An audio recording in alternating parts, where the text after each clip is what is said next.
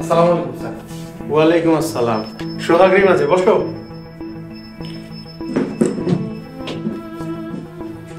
তারপর বলো, তোমাদের কিভাবে সাহায্য করতে পারি? ছোট আব্বা সুরজ ভাই আর বিলাল ভাইরে ছেড়ে দেন। ছাড়লে তো তোমাদেরকে আবার মারবে। মারলে আবার মামলা করবো স্যার। তোমরা মামলা তুলে নিলে আমার কোনো আপত্তি নেই। তাহলে স্যার ছাইরা দেন। ঠিক আছে। সেন্ট্রি। Yes sir. মডেল করিম, সুরজ আর বিল্লালকে ছেড়ে দাও। ঠিক আছে স্যার, এখনই ছেড়ে দিতেছি। ঠিক আছে, তোমরা তারা আসো। জি স্যার, আমি তাহলে যাই। শোনো, ওরা যদি আবার কোনো ঝামেলা করে তাহলে আমাকে জানাবে, আর অবশ্যই যাওয়ার আগে রেজিস্ট্রিতে একটা সাইন করে যাবে। ঠিক আছে স্যার, আসি দেখ। আসসালামু আলাইকুম।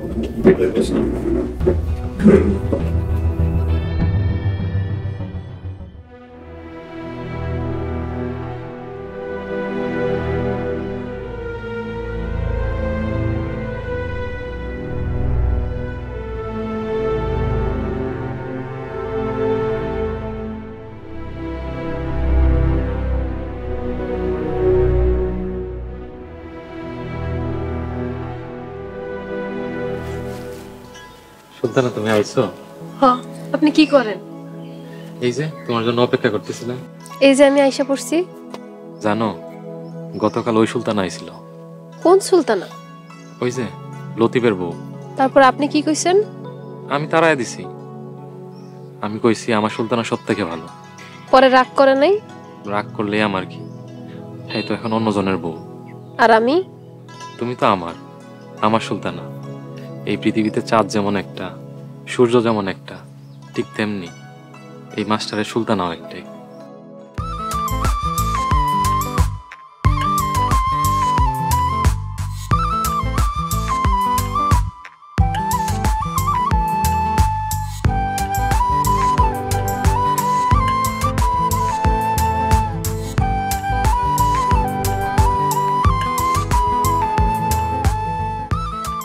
স্যার, আপনার কি হইছে? কই কিছু হয় নাই তো। তাইলে গাছ দুইটা এমনি রোমান্টিক মুডে দাঁড়াই আছেন কেন? আমার সুলতানা আইছিল। সুলতানা পাইছিল? হ, আমার সুলতানা। তোমার কথা মনে হইলে বুকের ভিতর আগুন জ্বলে। সুলতানা, তুমি কেন আমার হইলা না? তোমার আমি ভুলতে পারি না।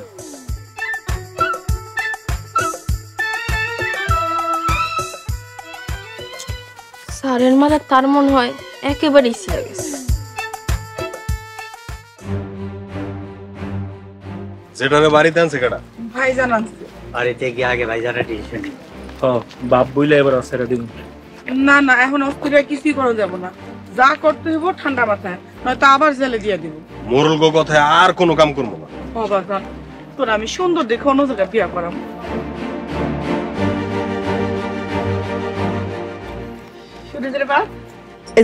রিমার জামাই আমারে বাসায়া আপনি করে ছাড়াই আনছে।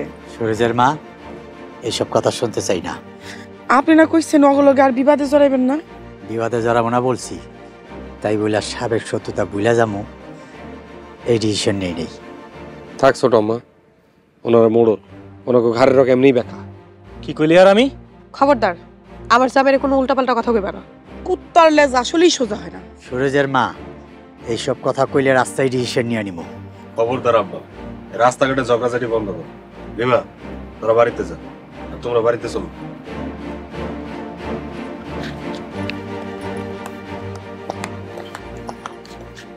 খালি ছোট আম্মা কইছে দেখে মামলাটা তুলে দিছে। সমস্যা নাই, স্যারে ফোন করলে আবার এসে ধরে নিয়ে যাই। স্যার তো কইছে। চলো বাড়ি চলো, সারাদিন বাড়ি বাইরে আসলে মানুষ টেনশন।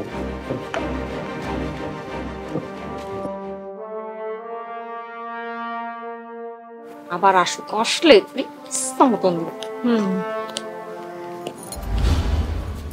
কাল রাত থেকে সুরজের মারে পালন চাইতেছে না। তোমরা দেখছো কই গেছে? আমরা তো আজ এর খবর নিয়ে বসে রইলি। বড় বউ, সুন্দর করে কথা কও। বড় ভাইজান সুরজের মারে ডাকছে। সুলতানা কালকে আমরা মারছে, তার বিচার আগে করে। সুলতানার লগে তোমরা লাগতে গেছো কেন? লাগতে যায় নাই, এমনি এমনি বড় বাবিরা আসে জোরে মারছে। তোমরা তো জানো সুলতানা একটু পাগলাটে স্বভাবের, ওর লগে কথা কইও না তোমরা। আর কথা কম না, এবার আসলে ধূপ দাবাকে মাইরালো তারপর হইব কথা। দেখ মনে পরে কেডা বিচার লয়ে আসে।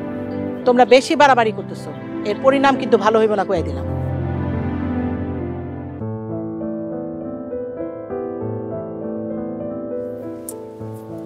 ভালো হইলে হইব, না হইলে নাই। এই মোড়ল বাড়িতে থাকার ইচ্ছা আমার আর নাই।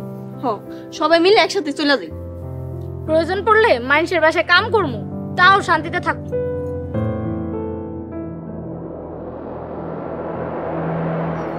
ভাইজান, কালকে যে সুরজের মেরে মারতে পাঠাইছিলা, মারতে পারছো? কাল রাইতে সালাম মিজানরে মারতে পাঠাইছি, ঘরে পায় নাই। তাহলে সুরজের ভাই গেল? সালামরে খোঁজ জানতে পাঠাইছি। আসসালামু আলাইকুম মোরল সাহেব। ওয়ালাইকুম আসসালাম। ছোট চাচি মোরল বাড়ি কোথাও নাই। তোর বড় চাচির কাছে খোঁজ নিচ্ছি। বড় চাচি সারা বাড়ি খুঁজছে, কোথাও পায় নাই। ওই করিম, সুরজ, বিল্লাল ওরা সারা বাইলো কেমন রে?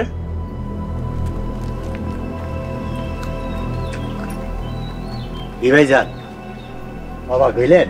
অবাক তো হওয়ারই কথা। যতই অবাক হও, তোমরা যে আমাকে আপন কেউ না তার প্রমাণ পাইছি। ওই তোরা সারা বাইলি কেমন রে? ভাইজান আমি ছাড়াইছি। তুমি কখন ছাড়াইতে গেলা? আমারে যখন কালকে মারার প্ল্যান করছিলেন, আমি তখনই এই বাড়ি ছেড়ে চলে গেছিলাম। এইটা তুমি কি কও? তোমার আবার মারা প্ল্যান করবো কিনা? বহুত খেলছেন দাদা ভাইজান, এখন আমরা খেলবো, আপনি দেখবেন। ডিসিশন নিয়ে নিছি, এইবার হইব মোরলে মোরলে খেলা। বড় চাচা বলে বহুত ছাড় দিছি, আর দিব না। যেটা তো দূরের কথা, আব্বারেও কিন্তু ছাড়বো না।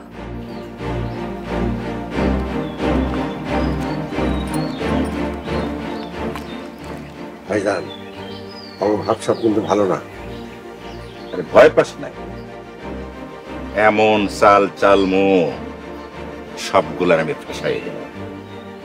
আমি মোরল আসগর, আমারে দেখলে সবাই করে থরবর থরবর।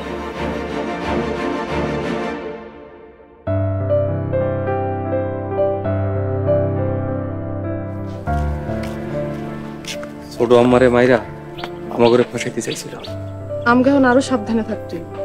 তোমার আব্বা লক্ষণ সুবিধা না দেখে তো বড় মূল্যে ডেকে নিছে। আব্বার যা ঠেক লগে হয়েছে, আমাকে মনে আর ছাড়বো না। সবাই মিলে নতুন কিছু ভাবতে।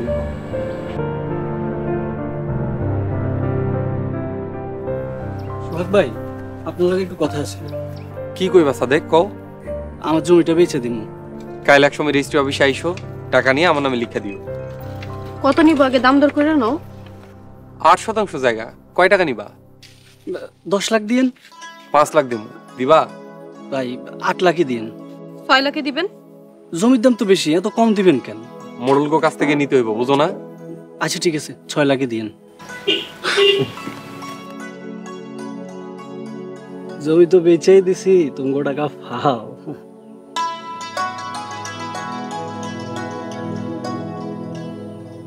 10 লাখ আর 6 লাখ, 16 লাখ নিয়ে ঢাকায় চলে যাবো। উফ, কেমন যেন লাগে।